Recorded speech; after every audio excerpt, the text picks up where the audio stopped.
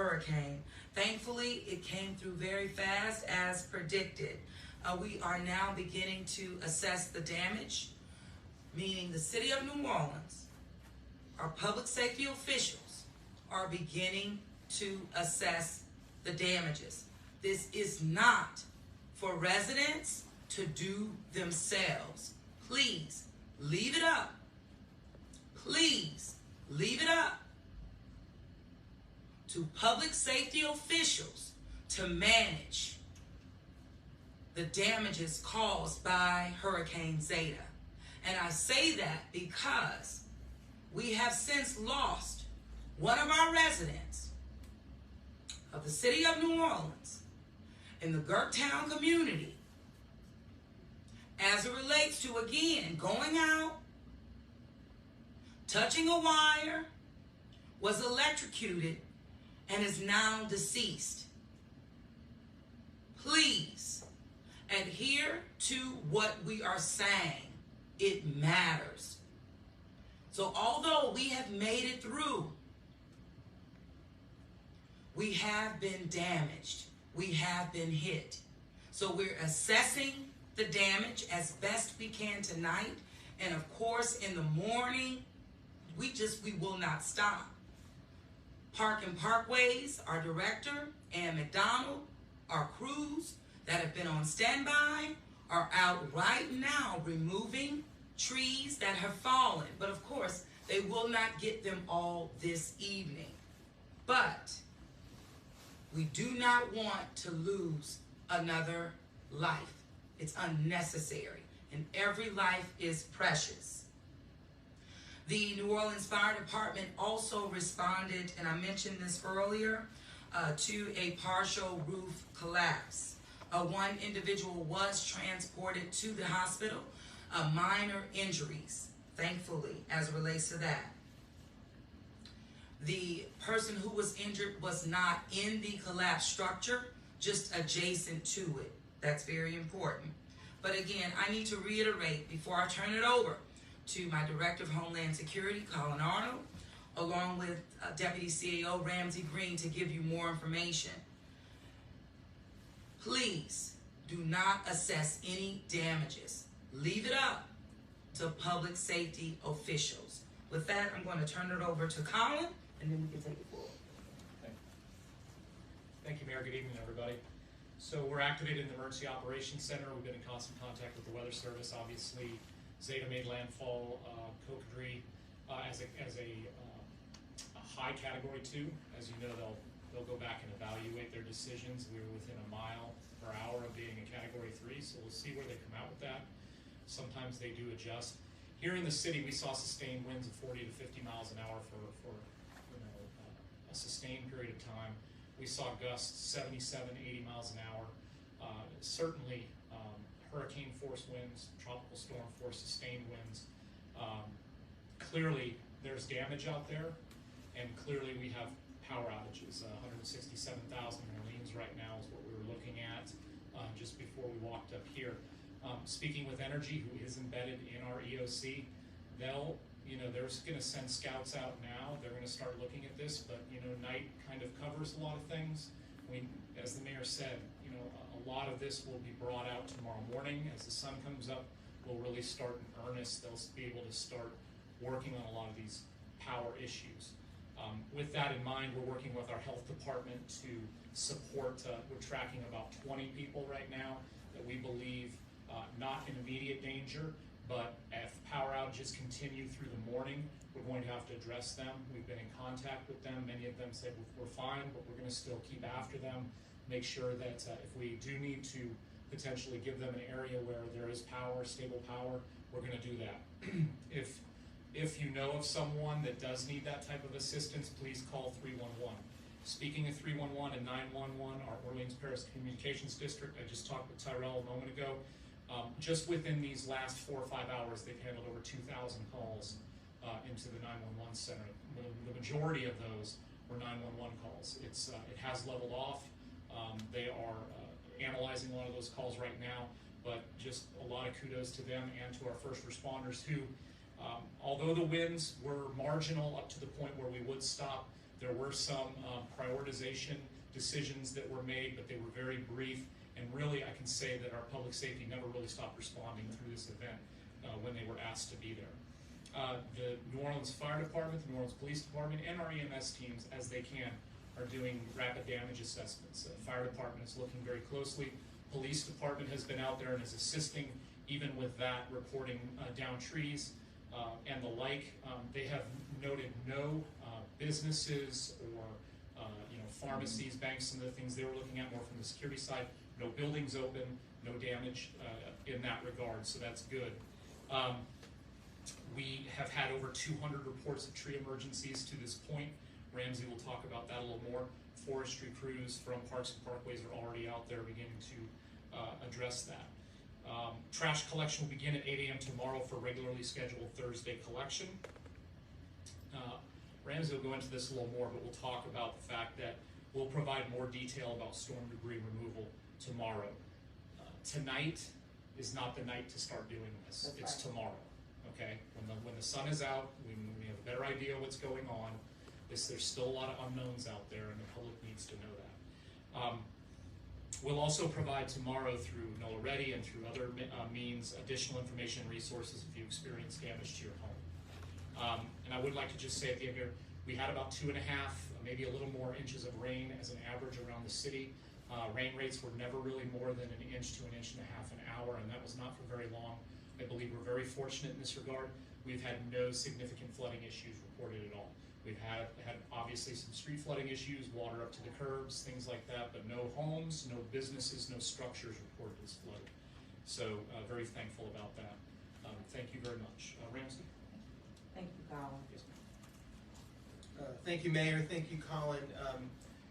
Just on the operational side of our government, so the Department of Parks and Parkways is out in the streets right now, the forestry team. They were going to be bedded down at their location, and they are seeing tons of tree, branches, felled trees. About 4 hours ago, we had 13 inbound calls reporting fallen trees. We now have over 200. And where you're going to see that, Carrollton, St. Charles, Napoleon, Gentilly Boulevard, wherever you have, the broad, the beautiful New Orleans street where there's total tree coverage over it. We haven't had this kind of wind for a long time. So there's a lot of, parts of trees that have been sitting there that were weak, that hadn't been, pruned. So they're everywhere.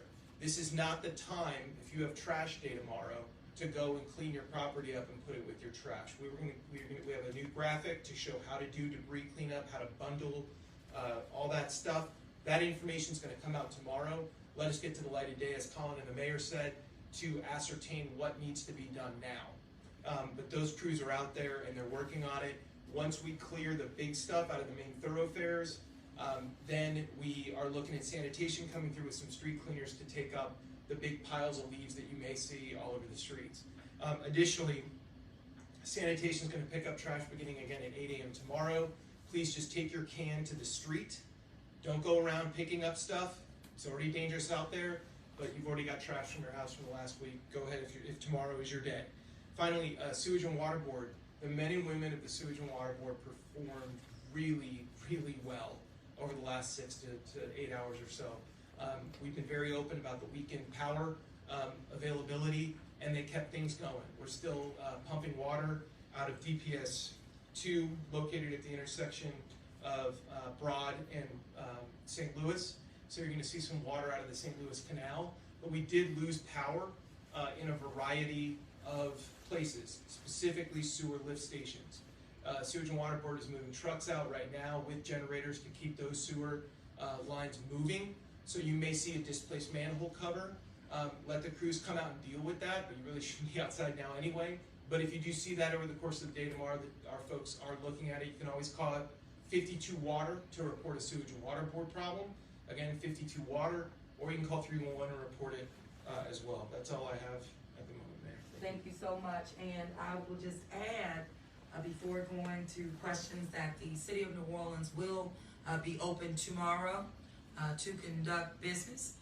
We will have a delayed opening. We'll start at 10 a.m. Tomorrow morning. So with that, Ms. Latanya. Yes, Madam Mayor. So what is your advice? What do you tell Entergy, Mayor? Obviously, the theme of this storm is power outages. Yeah. Everything held up with the pumps, the flooding.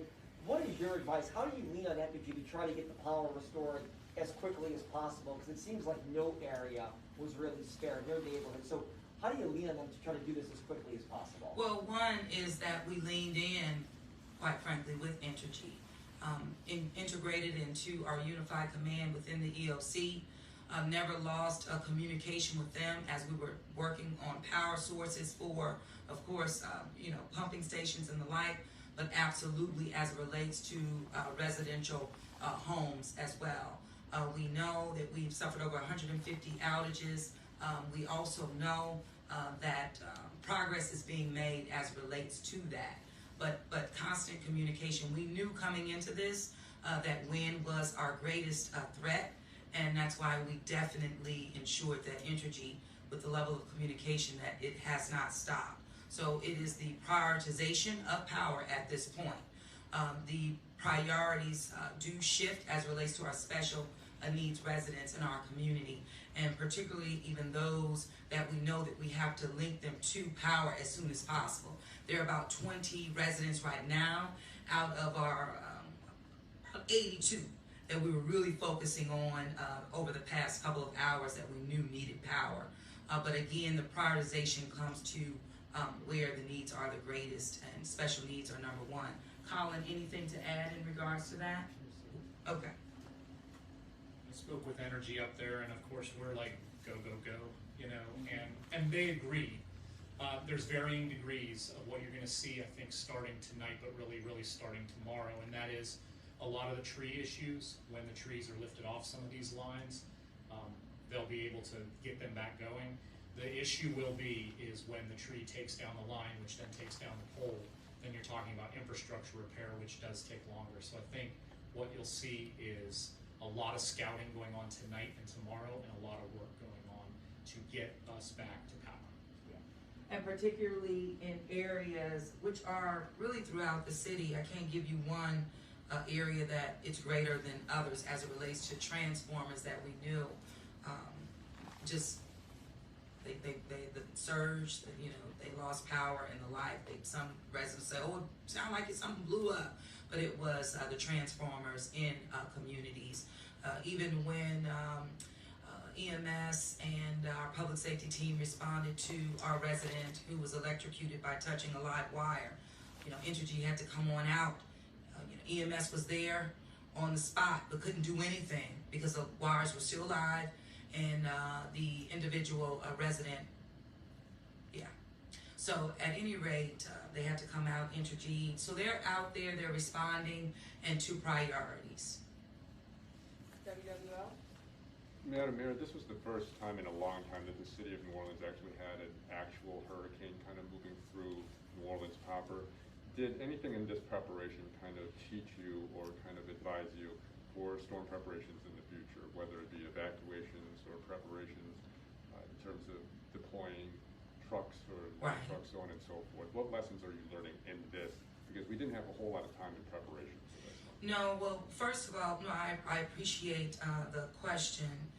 This is something that we definitely have been focusing on, meaning the rate of storms, the frequency, the strength of the storms, not coming so fast, coming so hard, even outside of our preparation plans in terms of hour 60, and the time that it takes to truly evacuate our city. So lessons learned, every storm is different, so there's lessons that we learn from each one of them. This one, I will say, it mirrors others of the past in terms of, again, that frequency that we've always been concerned about. But for me, it is really doubling down and focusing on our evacuation plan moving forward, because the storms have changed.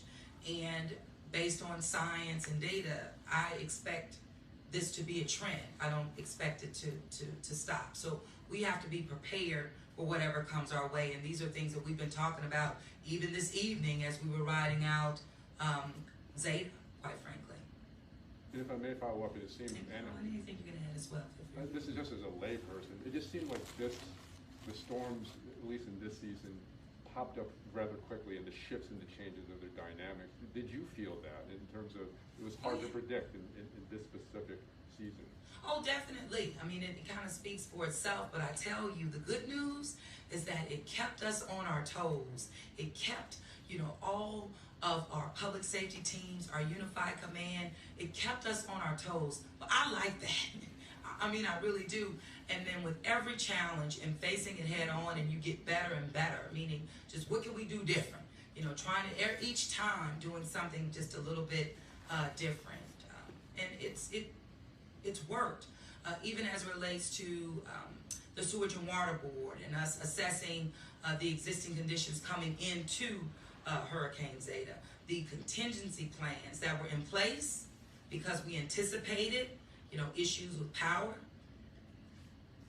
Our anticipation kept this city not only dry, but kept power rolling, in spite of the loss of power that we experienced. So, it with every storm and with the best team ever, we're prepared, and I'm just so thankful. I really am.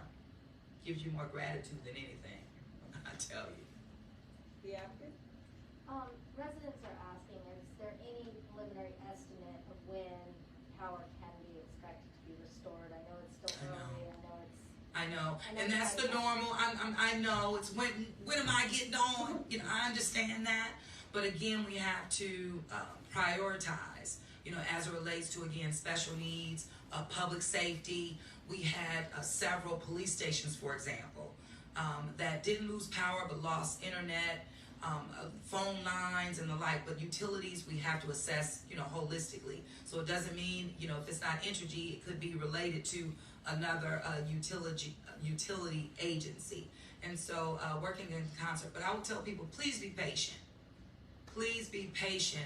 It could have been worse. Always be reminded of that. Even to our neighbors in Southwest, Louisiana, and even our evacuees we're still hosting in our city, it could have been worse. So a little bit of patience, it goes a long way, but more information is forthcoming as it relates to the restoration of power. So tune in as it relates to the Entergy's website. You can call 1-800-ENTERGY. You can even sign up to get their real-time alerts. You can go online. You can actually see, and hopefully you have some power to go online. You charged up everything. We asked you to be prepared. So I would say continue to watch. Anything to add? No, ma'am. Okay. I'm good. Other questions? If I can have Mr. Arnold follow up. See, you got them good. I'm just trying to. Can you further explain the power disruption to, I think it was you said the sewer lift system. Is that going to affect people's water? Or That's Ramsey. I'm sorry, Ramsey. Is that going to affect people's water pressure, or should we expect any alerts I'm about gonna flip my water mask quality? over for you, Tom, for this sorry. question. We don't know right now. I mean, what we have is we know that power's limited. We know that they're deploying generators on the back of trucks. If you have ever seen in your neighborhood, we have a ton of construction going on. We'll have to move shut certain lines down via very aging valves, and you will see a very loud yellow vehicle parked at an intersection that's pumping your sewerage. That stuff's going to be happening throughout the next 24 hours. We'll know more tomorrow. We have our what we call PDA, preliminary damage assessment teams, for all of our city infrastructure are going. Right now, kind of our focus is power and trees, because as Colin said, they're so interrelated. Let's focus on those. You'll get some more information on that. What you may see is displaced manhole covers. And again, if you see something happening in your house with delayed water, lower water pressure, whatever, call 52 Water and report it. But yeah, that's we're looking for good information from folks as time goes on. And if I can add one thing, our chief of Parks and Parkways, as the mayor mentioned, Ann McDonald said, this is going to take some time to clear all this debris up. This is going to take several days. Power aside, there's a ton of vegetation in our streets right now. So just to forewarn our residents, it's going to take a bit of time to get all this stuff picked up. Thanks, Tom. She said our trees got a haircut today. Yeah. Well, and they're working now. I had a resident send me a photo. First, tell me that a tree was down on Broad Street, I think 1600 North Broad. And then I said, did you call 311? And I made sure I did as well.